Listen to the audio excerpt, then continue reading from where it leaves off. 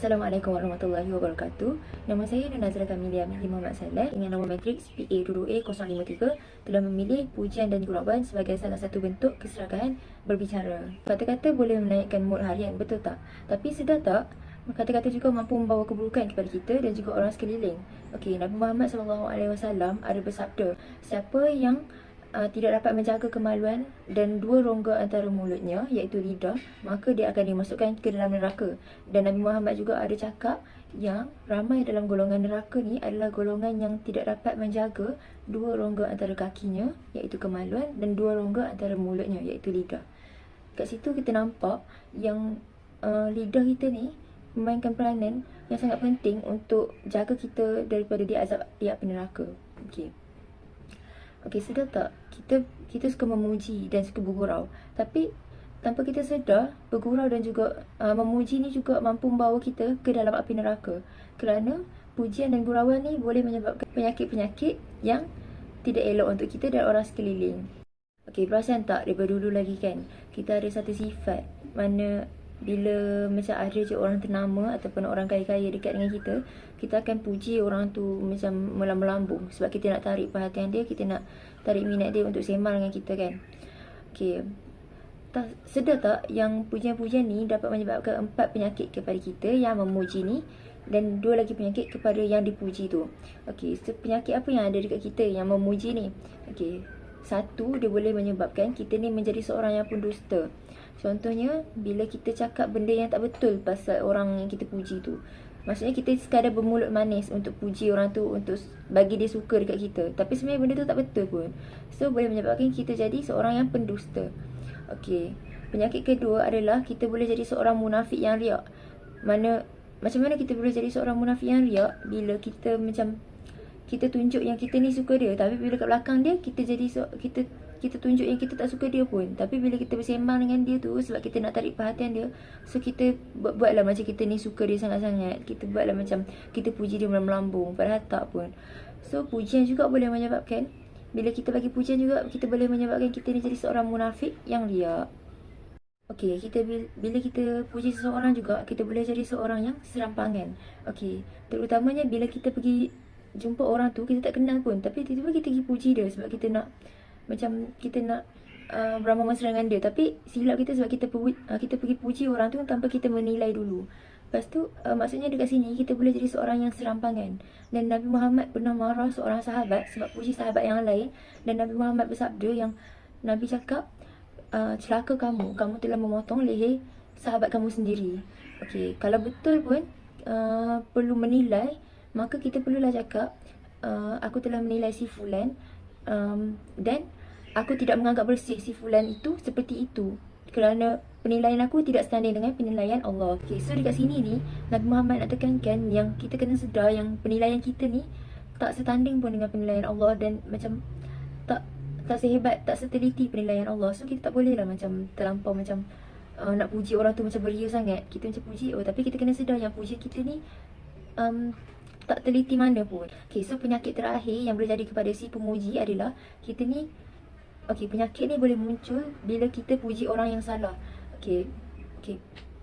Sebagai contoh, kita puji orang yang zalim. Okay, bila kita puji orang yang zalim, kita akan dapat dosa.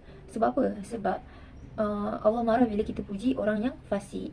Al-Hasan ni dia pernah cakap yang siapa yang puji orang yang dimurkai Allah, maka dia senang bila Allah ni dimaksiati. Sampai macam tu sekali larangan nak menunjukkan yang kita ni sangatlah tak digalakkan untuk puji orang yang dimurkai Allah ni. Maka kita perlulah mencela perbuatan orang yang dimurkai Allah ni supaya kecintaan dia terhadap perkara yang dimurkai tu makin pudar dan dia makin tak suka benda yang dia buat tu dan mula berpaling ke jalan yang benar.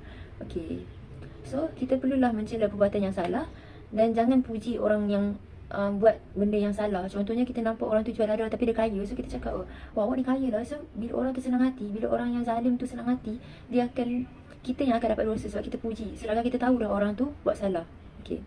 Selain tu, pujian ni juga boleh menyebabkan 2 jenis penyakit kepada yang dipuji.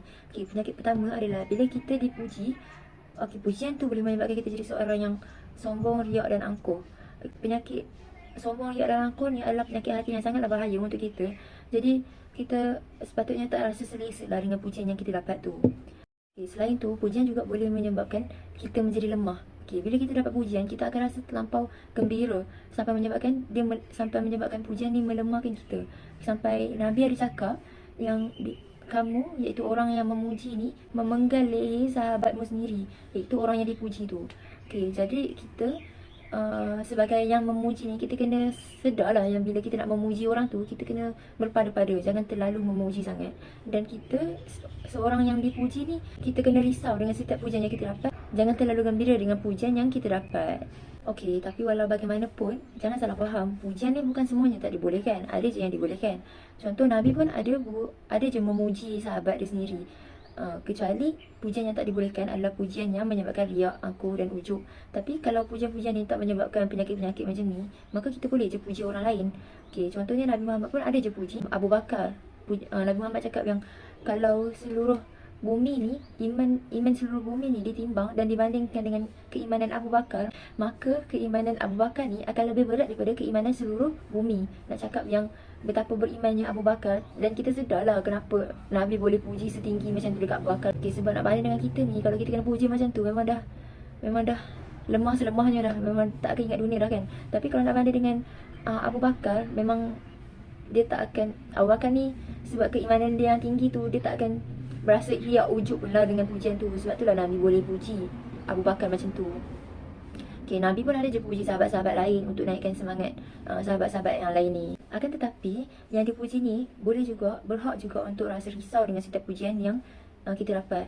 Okay, sebagai contoh, Ali, sahabat Nabi, dia pernah doa, ya Allah, ampunilah dosaku atas apa yang tidak mereka ketahui, dan janganlah engkau siksa aku atas apa yang mereka katakan. Sesungguhnya jadikanlah aku seorang yang lebih baik daripada apa yang mereka duga.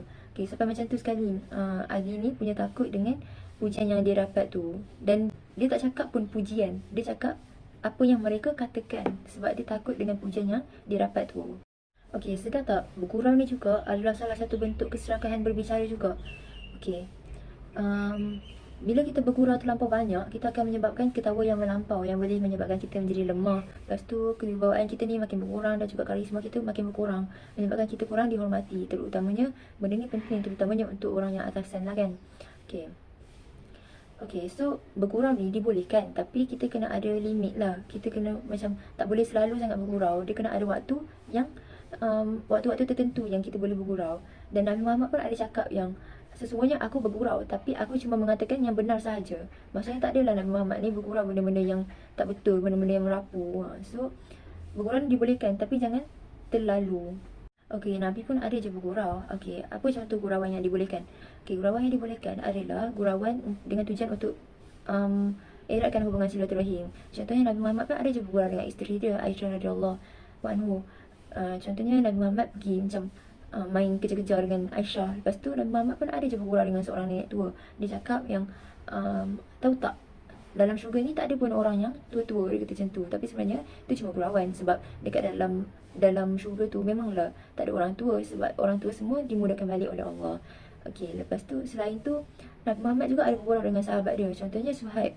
Okay, Nabi Muhammad ni dia cakap dekat Suhaib tu, waktu tu Suhaib tu dia cedera dan mata dia sakit. Okay, lepas tu Nabi Muhammad pergi tanya dekat Syuhaib tu, macam mana awak boleh makan sedangkan mata awak sakit? Lepas tu Syuhaib pun cakap yang sebenarnya saya makan dengan anggota badan yang lain. Tu antara gurauan Nabi Muhammad lah. Okay, tapi apa gurauan yang tidak dibolehkan? Okay, gurauan yang tidak dibolehkan adalah gurauan bila kita melibatkan seseorang, atau bila kita melibatkan seseorang sebagai objek, sebagai tajuk gurauan kita tu. Okay, so gurauan tu tak dibolehkan lah, sebab kita akan menyebabkan pihak-pihak tertentu sakit hati. Kita akan menguris perasaan orang lah. Okay, jadi kesimpulannya, setiap tutur kata kita ni perlulah dijaga. Meskipun kita bergurau ataupun memuji untuk tarik hati orang, tapi kita tetap kena jaga setiap pujian dan gurauan kita tu, supaya kita tidak terlampau memuji dan bergurau sampai menyakitkan hati orang lain. Dan kita juga mestilah berpada-pada lah dalam bergurau dan memuji, supaya kita tidak menjadi seorang yang serampangan, kita tak jadi seorang yang pendusta, munafik yang riak dan macam-macam lagi.